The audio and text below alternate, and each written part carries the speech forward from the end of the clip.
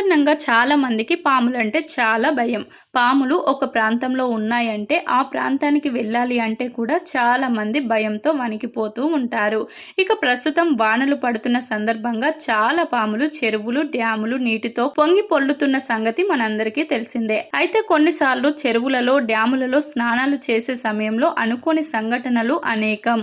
ఇలా చెరువులలో, డ్యాములలో ఎక్కువగా చేపల దాడి, మొసళ్ల దాడిలను మనం చూస్తూ ఉంటాం.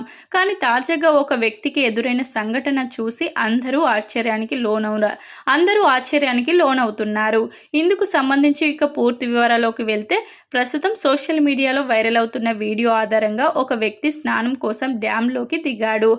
ఆ వ్యక్తి స్నానం చేస్తున్న సమయంలో అతని బట్టల్లో ఏదో దూరినట్లు అనిపిస్తే వెంటనే ఆ వ్యక్తి ఎక్కడ కాటు వేసిందో అని తెగ టెన్షన్ పడి బట్టల నుంచి ఆ పామును బయటకు తీసేసి విసిరేశాడు. పాము కాటు వేయకపోవడంతో అతడు ఒక్కసారిగా ఊపిరి పీల్చుకున్నాడు. పామును షెట్టు నుంచి బయటపడేసి దూరంగా పరిగెత్తాడు.